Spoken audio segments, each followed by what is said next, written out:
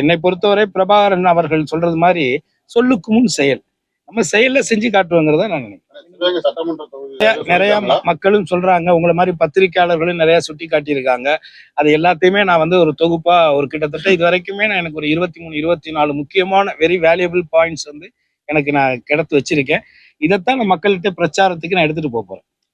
இதைத்தான் நான் மக்கள்கிட்ட பிரச்சாரமா எடுத்துட்டு போய் இதைத்தான் நான் வந்து அடுத்து தேர்ந்தெடுக்கப்படக்கூடிய தளபதியான அந்த ஆட்சி உருவாகும் பொழுது அதை தளபதியினுடைய கவனத்தை எடுத்துட்டு போயிட்டு நான் வந்து நிச்சயமா செயல்படுத்த முடியும். இல்லைங்க, என்னுடைய அடையாளம் வந்து நான் ஆரம்பிச்சது வந்து முக்குளம் புலிப்படை, முக்குளத்தூர் புலிப்படை. என்னுடைய தலைவர் இந்த தேசத்திற்காக வாழ்ந்து இன்றைக்கும் வாழ்ந்து கொண்டிருக்கக்கூடிய தெய்வ திருமகன் பசுமன் முத்துராமலிங்க தேவர். அவர்தான் என்னுடைய அரசியல் ஆசான், அவர்தான் என்னுடைய தலைவர், என்னுடைய கடவுள். இதுல மாற்று கருத்தே கிடையாது. ஆனால் அண்ணன் திருமாவளவன் அவர்கள் சொன்னதை போல நான் ஒரு சமுதாய ரீதியான அமைப்பு வைத்திருந்தாலும் நான் எந்த ஒரு சமூகத்துக்கும் எதிரான வெறுப்பு அரசியலை இதுவரை இந்த 17-18 ஆண்டுகளாக நான் செய்ததே இல்லை. நான் என் தலைவரே எங்களுக்கு என்ன சொல்லியிருக்காருன்னா, நாம் யாருக்கும் தாழ்ந்தவர் அல்ல, நமக்கு யாரும் தாழ்ந்தவர் அல்ல அப்படிங்கிறது அவருடைய உயர்ந்த சிந்தனை.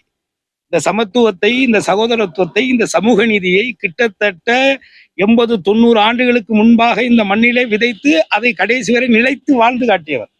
அதனால எனக்கு என் மேல அந்த பார்வையெல்லாம் கிடையாது. நான் என்னைக்குமே அது மாதிரி நான் இயல்பாவே நான் மனிதனை மதிக்கக்கூடியவன், மனித நேயத்தை மதிக்கக்கூடியவன், மனித அன்பை வந்து நேசிக்கக்கூடியவன். அதனாலதான் என்கிட்ட இவ்வளவு நடிகரா இருக்கேன், நான் இங்க எப்படி வாழ்ந்துட்டு இருக்கேன்னு இங்க சுத்தி இருக்கிற கிராமங்களை போய் கேட்டீங்கன்னா சொல்லிடுவாங்க. அதனால எனக்கு அதெல்லாம் பாதிப்பெல்லாம் வராது. இன்னொன்னு, உண்மை என்றைக்குமே வெல்லும். நான் அதை நம்புறேன். யதார்த்தமும் உண்மையும் என்னைக்குமே வெல்லும். போலிகள் கொஞ்ச நாள் இருக்கும், அப்புறம் காணாம போயிடும். அவரு ஒரு கட்சியை ஆரம்பிச்சிருக்காரு, அவர் இப்பதான் ஆரம்பிச்சிருக்காரு. இந்த சினிமா படங்கள்ல ஒரு படத்துல சொல்ற மாதிரி, இந்த காதல் படத்துல சொல்ற மாதிரி, இந்த சின்ன கேரக்டர், டாக்டர் கேரக்டர், வெளிநாட்டு மாப்பிள்ளை கேரக்டர், இல்ல ஒரு நண்பன், உயிர் நண்பன் கேரக்டர், அது மாதிரிலாம் அதெல்லாம் கிடையாது. ஸ்ட்ரைட்டா நம்ம வந்து ஹீரோ தான் சொல்லுவாங்க. அது மாதிரி அவர் வந்து அது இதெல்லாம் எதுவுமே இல்லை, ஸ்ட்ரைட்டா சிஎம் நாற்காலி தான்ங்கிற ஒரு கனவுல வர்றாரு. அது வந்து எந்த அளவுக்கு அதுக்கு மக்கள் அங்கீகாரம் கொடுப்பாங்க அப்படிங்கிறது ஒரு மிகப்பெரிய கேள்வி. ஸோ இந்த இடத்துல இந்த மாதிரியான ஒரு நகைச்சுவை காட்சிகள் நடக்குது. இது மாதிரி நிறைய நடந்திருக்கும். அதனுடைய ஒரு பகுதியாகத்தான் அதை பார்க்குறேன். அவர் ஒரு நட்சத்திரம், ஒரு பெரிய நட்சத்திரமா இருக்கிறனால நிச்சயமாக மக்களிடத்துல அவருக்கு வந்து ஒரு அங்கீகாரம் இருக்கும், ஒரு நடிகரா பிடிச்சிருக்கும். இப்போ என்னையே 100 பேருக்கு பிடிக்குதுன்னா அவரை ஒரு 1000 பேருக்கு பிடிக்காமையா இருக்கும். அதுல ஒன்றும் மாற்று கருத்து இல்லை. ஆனால் அந்த புகழை வைத்து இத்தனை ஆண்டு காலம் நீங்கள் இந்த தமிழகத்திற்கும் தமிழ் சார்ந்த மக்களுக்கும் தமிழுடைய பிரச்சனைகளுக்கும் எதற்கு நீங்க முன்னெடுத்து வந்தீங்க, எதற்கு களத்துல வந்து நின்னீங்க? அட்டண்டன்ஸ் நான் போட்டேங்கிறது மட்டுமே இங்க வந்து சரியா வராது. நீ 100% அட்டண்டன்ஸ் போட்டீங்களா நீங்கிறது ரொம்ப ரொம்ப முக்கியமானது. அதுலயும் முக்கியமான பிரச்சனைகள் நீங்க என்ன பண்ணீங்க அப்படிங்கிற ஒரு கேள்வியெல்லாம் இருக்கு.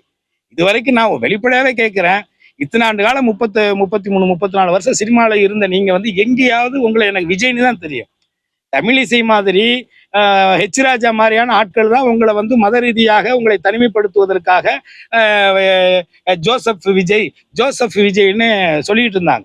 ஆனா இன்னைக்கு நீங்க தேர்தல்னு வந்ததுக்கு பிறகு நீங்க ஜோசப் விஜய்னு உங்களை அடையாளப்படுத்துகிறீங்க.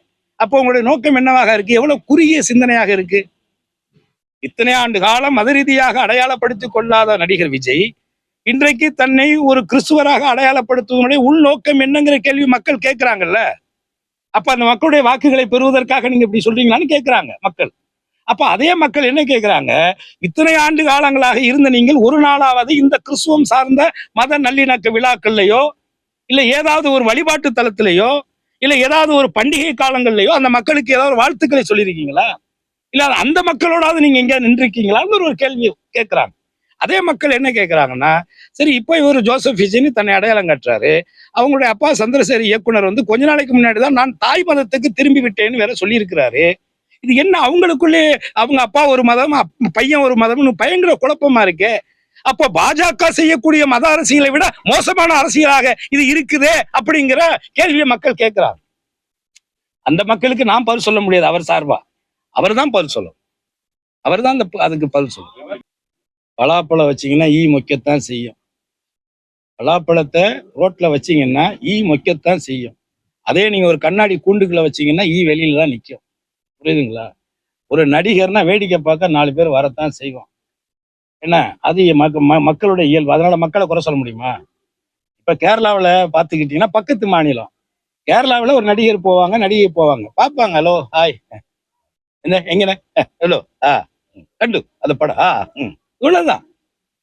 இங்க சாகுறான், இங்க சாகுறான், பைக்ல போய் விழுகுறான், கூட்டத்துல நெரிசல்ல சாகுறான், செத்ததுக்கு அப்புறம் என்ன புள்ள போனா என்ன இன்னொரு புள்ள பெத்துக்கலாங்கிறான். இதெல்லாம் நம்ம தமிழ்நாட்டினுடைய ஆச்சரியங்கள். அதனால நீங்க அதை நீங்க பெருசா பண்ண தேவை. அப்ப இந்த ஆம்புலன்ஸுங்கிற காமெடி வந்து ஏற்கனவே இபிஎஸ்சி ரெகுலரா செய்யற காமெடி தான் அது. ஏன்னா அந்த மாதிரி அவர் பண்ணிட்டு இருக்க காமெடி அன்னைக்கு கூட இன்னைக்கு பிரச்சாரத்துக்கு வந்துட்டு போற வழியில பாவம் ஒரு சின்ன பையன், இள வயசு பையன், ஒரு 23 24 வயசு பையல ஒரு முத்திரையர் சமூகத்தை சார்ந்த ஒரு பையல அடிச்சு சாகடிச்சிட்டு நிக்காம கூட போயிட்டாங்கன்னு சொன்னாங்க. நான் கூட ஆஸ்பத்திரிக்கு போனேன்.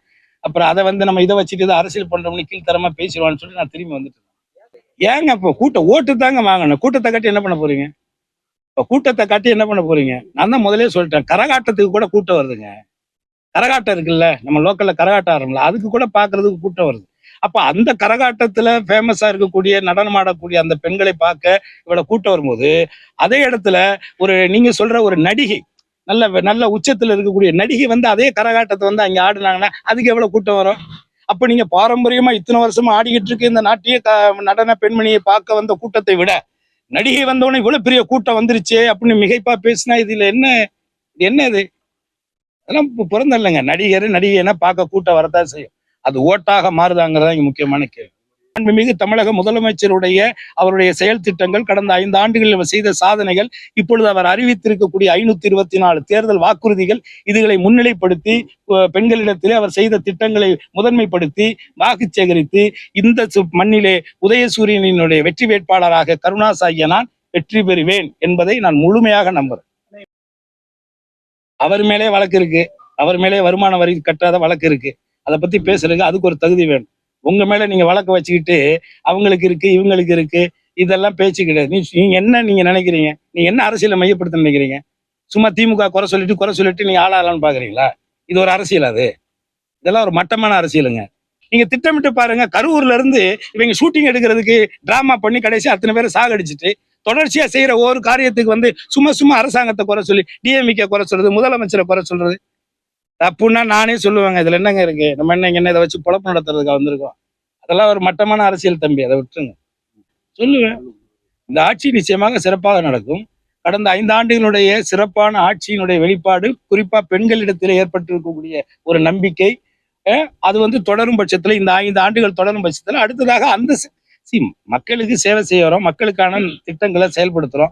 அப்படி இருக்கும் பொழுது அது மக்கள் திருப்தி அடையும் பொழுது ஆட்சியா அந்த அரசு திராவிட முன்னேற்ற கழகங்களுடைய ஆட்சி தொடர்றதுல என்ன இது இருக்கு? சந்திரசேகர் பையன் டைரக்டர் பையன் நடிகனா வரம்புட்டுறதுக்கு தகுதி இருக்கும் பொழுது தளபதியாருடைய பையன் அடுத்து அரசியலுக்கு வர்றதுல என்ன தடை இருக்க போகுது? கருணாசுங்கிற நடிகருடைய பையன் டைரக்டராகவும் நடிகனாகவும் இந்த சினிமாக்குள்ள வரும் பொழுது ஏன் கருணாசுடைய பையனுடைய பையன் வரக்கூடாதுன்னு ஏதாவது நியதி இருக்கா? இது இருக்கா? சட்டம் இருக்கா? ஒண்ணுமே இல்லையே. அது அவங்களுடைய திறமை. காலேஜ் எல்லாரும் வச்சிருக்கிறாங்க, எல்லா காலேஜ்லயுமே அதிகமா மாணவர்கள் போய் சேர்றாங்க, தகுதி வாய்ந்த கல்லூரியில தான் போய் சேர்றாங்க. அதை நம்ம முழுமையா பார்க்கணும்ல. அது வந்து முழுக்க திறன், நிர்வாகத்திறன், அவங்களுடைய பொது அறிவு, அந்த அரசியல் அனுபவம், இப்படித்தான் பார்க்கணும். அப்படி பார்த்தீங்கன்னா விஜயை விட அரசியல் அனுபவம் உள்ளவன் நான் தாங்க. விஜயை விட அரசியல் அனுபவம் உள்ளவன் நான் தான்.